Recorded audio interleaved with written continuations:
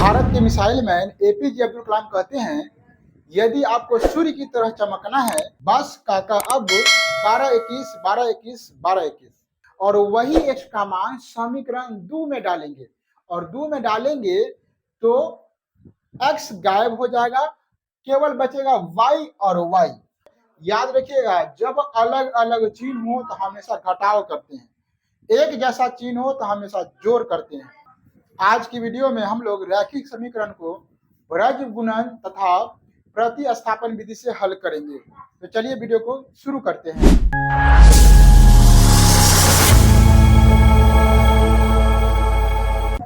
Hello दोस्तों, स्वागत है आपको अपना यूट्यूब चैनल ग्रो ज्ञान ऑफिशियल पर।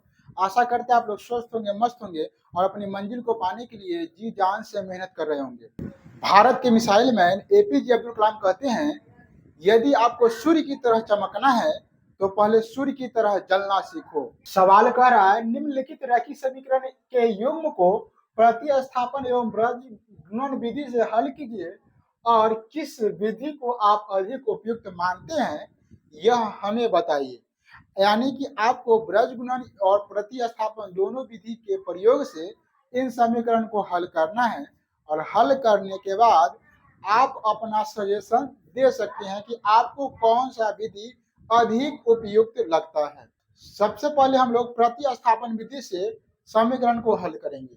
तो प्रतिस्थापन विधि हल करने के लिए हमें किसी एक समीकरण में एक चर का मान प्रतिस्थापित करना पड़ेगा, यानी कि निकालना पड़ेगा।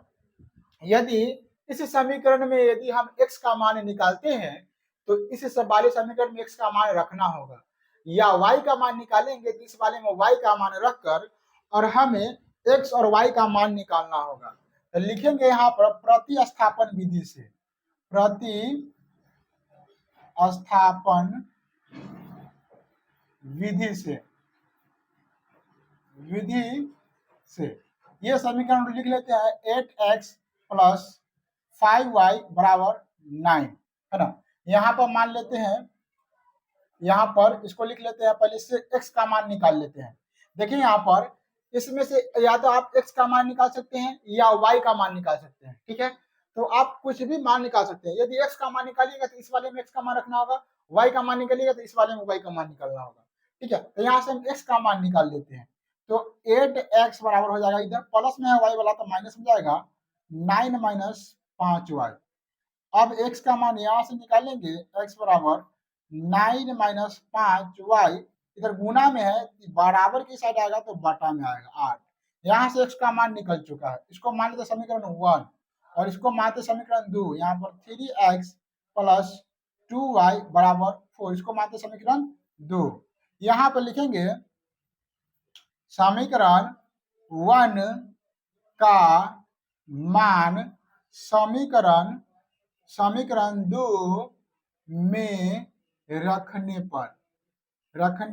पर देखिए, यहाँ से समीकरण 1 में हमें x का मान मिला है, यानी कि इसमें प्रतिस्थापित करके हम लोग x का मान निकाल लिए हैं और वही x का मान समीकरण 2 में डालेंगे और 2 में डालेंगे तो x गायब हो जाएगा, केवल बचेगा y और y। और जब y बचेगा तो हम आसानी से y का मान निकाल सकते हैं। तो यहाँ पे लिख दिए हैं समीकरण 1 का मान समीकरण 2 में रखने पर। तो यहाँ पर क्या है, 3 गुने x की जगह पर कितना है, 3x की जगह पर कितना है, पूरा 9 माइनस 5y। तो लिखेंगे 9 माइनस 5y बटा 8, ठीक है। आगे प्लस 2y बराबर 4। अब हमें इसको सोल्व करके y का मान निकाल देंगे तो यह प्रतिस्थापन विधि बहुत ही जल्दी बन जाएगा। देखिए यहाँ पर अब हम लोग क्या करते हैं, इसमें 3 से हम लोग गुना करा देते हैं, ठीक है। क्या करेंगे, 3 से गुना करा देंगे। 3 से गुना करेंगे, 9 तिया 27 माइनस 5 तिया 15y बटा 8 प्लस 2y, बटा में कुछ नहीं तो 1 डाल देते हैं, बराबर 4। इस साइड को बटा करके जोड़ घटाव कर देते हैं। 8 1 का एलसीएम हो जाएगा 8 और 8 से 8 में भाग देंगे एक बार में और एक में पूरा अंक से गुना करेंगे तो वही अंक रहेगा। तो यहाँ पे लिखेंगे 27 माइनस 15y और प्लस 1 से 8 में भाग देंगे 8 मरतबे 8 में 2 से गुना करेंगे, ई वाला 2 से, तो हो जाएगा 16 बराबर 4। अब यहाँ पर गुना बटा में, तो इधर जाएगा तो गुना में, बराबर की साइड जाएगा तो गुना में। तो यहाँ पर 27, देखिए यहाँ पर 8 गुना 16, यहाँ पर y हो जाएगा। अब यहाँ माइनस में है और ये प्लस में, माइनस में प्लस में है, अलग अलग चिन्ह है। देखिए y एक साथ जुटेगा या तो घटेगा, लेकिन इधर माइनस है, एगो प्लस है, अलग अलग चिन्ह है। तो जब अलग अलग चिन्ह, तो क्या करेंगे, याद रखिएगा, जब अलग अलग चिन्ह हो तो हमेशा घटाव करते हैं, एक जैसा चिन्ह हो तो हमेशा जोड़ करते हैं। तो अलग अलग चिन्ह है तो घटाव करेंगे, और जो भी बड़ा अंक आएगा उसका चिन्ह लिखेंगे। तो यहाँ पर 16 में से 15 घटेगा तो एगो y बचेगा यहाँ पर, और प्लस में बचेगा y, प्लस में यहाँ पर 27 रह जाएगा, ठीक है।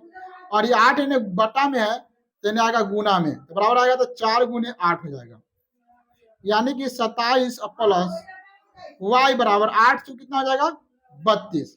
अब यहां से हम लोग सोल्व करेंगे, y का मान निकालेंगे, तो y बराबर हो जाएगा 32 माइनस क्या हो जाएगा 27, इधर प्लस में है, 27 क्या है इधर प्लस, कुछ नहीं चिन्ह तो प्लस मानेंगे, प्लस है तो हो जाएगा तो माइनस, तो 27 हो जाएगा। आगे यहाँ पर देखेंगे y बराबर, घटाएंगे 12 में से 7 गया तो 5, और ये 2 में से 2 गया तो कट गया, यानी कि y का मान निकल गया हमें 5।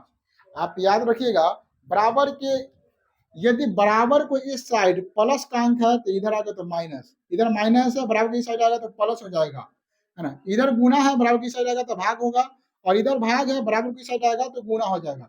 ये बेसिक चीज है, इसको आपको याद रखना है। यहां से हमें y का मान निकल गया।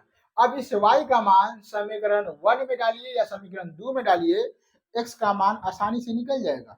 लेकिन जरा रुकिए और ध्यान दीजिए, अगर आप 2 में डालने के बारे में सोच रहे हैं तो समझ सकते हैं, है ना। आप 1 में डालिएगा, क्यों डालिएगा कि x का मान ऑलरेडी निकला हुआ है, जहां y डालिए, सोल्व कर दीजिए, ठीक है। तो हमेशा याद रखिएगा, जब प्रतिस्थापन विधि से हल करना है और जब लास्ट में मान डालना होता है, तो जिसका मान प्रतिस्थापित करके निकाले रहते हैं उसमें डालते हैं। यहाँ पर लिख लेते हैं, समीकरण 1 में y का मान रखने पर, ठीक है। तो यहाँ पर x बराबर हो जाएगा 9 माइनस 5, अगुने y की जगह कितना आएगा, 5 आएगा, अब बटा 8। अब हम लोग आगे सोल्व करेंगे, तो x बराबर 9 और माइनस 5 कितना हो जाएगा, 25 और बटा 8, यानी कि x बराबर हो जाएगा 25 में से 8 घटाना है, कितना हो जाएगा, 15 में से 8 घटे, 25 में से 9 घटाना है, तो 15 में से 9 घटेगा तो कितना होगा, 15 में से 9 घटेगा तो 15 में से 9 गया तो 6, 9 6 15, 6, एक में से कुछ नहीं घटा तो 1 और बटा 8, बड़ा अंक माइनस माइनस 8 से कट जाएगा, 8 गुना 16, यानी कि x बराबर हो जाएगा -2। तो यहाँ x का मान -2 और y का मान 5 आ गया, यानी कि y बराबर 5 और x बराबर -2, यह फाइनल आंसर आ गया प्रतिस्थापन विधि से, ठीक है। तो इस प्रकार से प्रतिस्थापन विधि बनाया जाता है ना। वीडियो अच्छा लग रहा है तो वीडियो को एक लाइक कर दीजिए, ताकि हमें पता चल जाए कि आपको समझ में आ गया है, ठीक है। अब हम लोग ब्रज गुणन विधि से प्रयोग करके, है ना, और इस समीकरण सोल्व करेंगे, आंसर दोनों में बराबर आता आएगा। ब्रज गुणन विधि बनाने से पहले आपको एक बात हमेशा याद रखना है कि ये जो समीकरण है, ये समीकरण ऐसे नहीं रहना चाहिए, ये समीकरण इस रूप में रहना चाहिए, a1x plus b1y plus c1 बराबर 0, a2x plus b2y plus c2 बराबर 0, इस रूप में रहना चाहिए। यानी कि इसमें जो अचर पद है, सिंगल मैन जो व्यक्ति है अकेला, वह बराबर के उस साइड नहीं रहना चाहिए, वह बराबर को इस साइड रहना चाहिए। यहाँ पे देखिए, इस साइड ठीक है, C1 अंदर में यहाँ पे 0 0 है, तो इसको पहले हम लोग बराबर को इस साइड इस रूप में ले आते हैं, इसके बाद ही हम ब्रज गुणन विधि से सोल्व करेंगे। तो यहाँ पर इसको लाएंगे 8x प्लस 5y, और बराबर की साइड आएगा तो माइनस में हो जाएगा 9 बराबर 0, इसको लाएंगे 3x प्लस 2y, बराबर की साइड आएगा तो -4 है, बराबर में हो जाएगा 0। अब यहाँ पर इसके रूप में आ गया है, a1x plus b1 y plus c1 के रूप में आ गया है। अब यहां से हम लोग क्या करेंगे, a1 b1 और c1 का मान निकाल लेंगे तुलना करने पर, है ना, ताकि हमें आसानी से सूत्र में बैठाने में आसानी हो।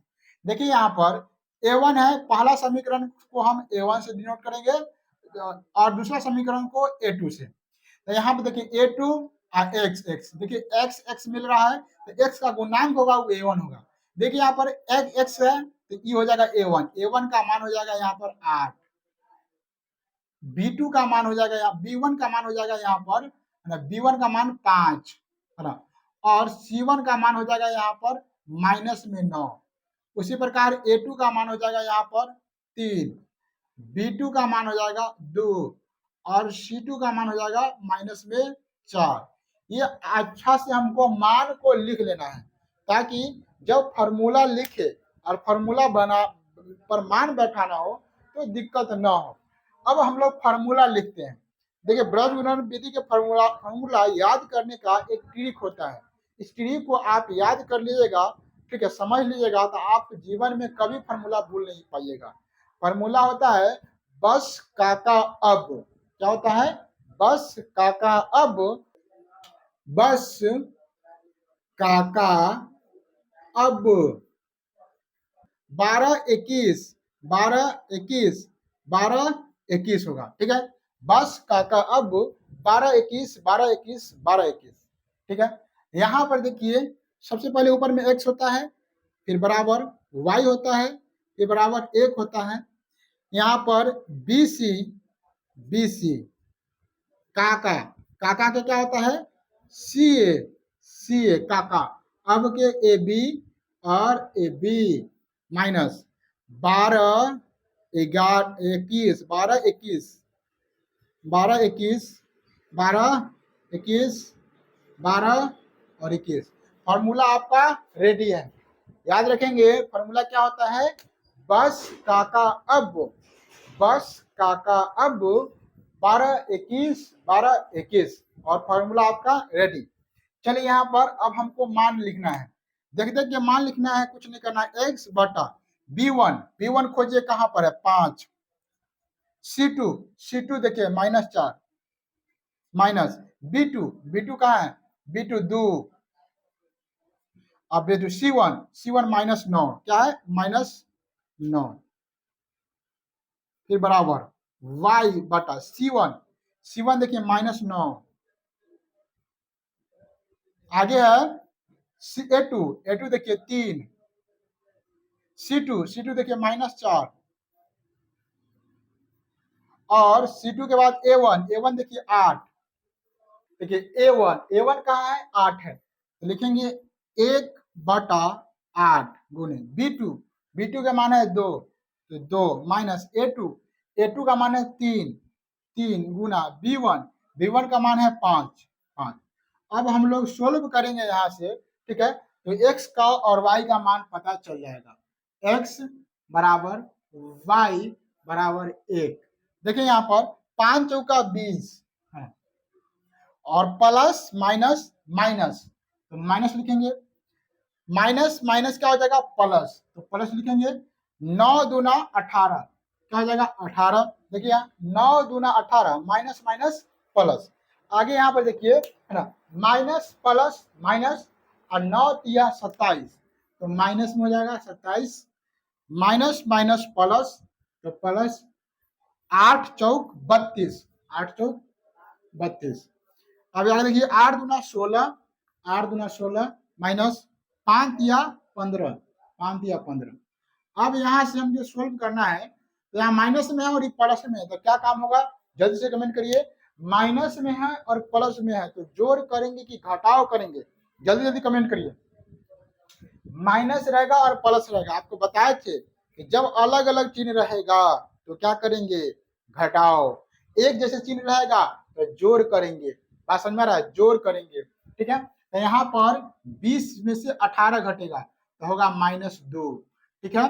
12 माइनस इसलिए माइनस बराबर y बटा 32 में से 27 घटेगा तो 12 में से 7 घटेगा तो 5, यानी कि 32 में 27 घटेगा तो कितना हो जाएगा? 5। 2 में से 2 घटेगा तो 0 आगे यहाँ पे देखिए 1/16 में से 15 घटेगा तो 1। अब यहाँ से इसको और इसको एक बार x को और 1 को बराबर करेंगे, अचर पद गोला को, एक बार y को और 1 को बराबर करेंगे तो हमें x y का मान निकलेगा। देखिए x बटा -2 बराबर 1/1 लेने पर यहाँ से तिरछा गुना करेंगे। याद रखिएगा, बताए थे आपको कि जब दोनों साइड बटा वाला अंक हो और बीच में बराबर हो और मान निकालना रहता है तो तिरछा गुना करते हैं। ठीक है, तो x गुने 1 और बराबर 1 गुने -2, x में 1 से गुना करेंगे तो x बराबर -1 -2 में 1 से गुना करेंगे तो -2, यानी कि x का मान कितना आ गया -2। अब इसको लेंगे है ना, y/5 बराबर 1/1 लेने पर तिरछा फिर गुना करेंगे है ना, बराबर है यहाँ पर तो फिर क्या करेंगे, तिरछा बीच में बराबर है, दोनों साइड बता है तो तिरछा गुना करेंगे, तो यहाँ पर गुना करेंगे y गुना 1 बराबर 5 गुना 1, y में 1 से गुना करेंगे तो y और 5 में 1 से गुना क्या हो जाएगा 5, यानी कि y का मान क्या निकल गया 5। इसीलिए x का मान निकल गया -2 और y का मान निकल गया 5। और हम लोग प्रतिस्थापन विधि से भी हल किए थे तो x का मान आया था -2 और y का मान आया था 5। तो प्रतिस्थापन विधि और ब्रज गुणन विधि आपको अच्छे से समझ में आ गया है।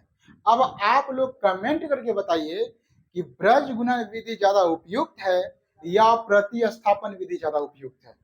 इन दोनों में से कौन सी विधि आपको ज्यादा आसान लगता है, जल्दी से कमेंट करिए। ये विधि बहुत ही आसान है, सिर्फ आपको फार्मूला याद रखना है और मान बैठाने में गलती नहीं करना है, तो आपको ये विधि बहुत आसान है। यदि मान बैठाने में आप गलती करते हैं तो आपके लिए प्रतिस्थापन विधि फिर आसान होगा। ठीक है, आशा करते हैं आज का वीडियो आपको अच्छा लगा होगा। वीडियो अच्छा लगा है तो वीडियो को लाइक करें, अपने दोस्तों में शेयर करें और इस प्रकार का बेहतरीन वीडियो देखने के लिए हमारे चैनल को सब्सक्राइब कर लीजिए। मिलते हैं किसी अन्य क्लास में, तब तक के लिए जय हिंद।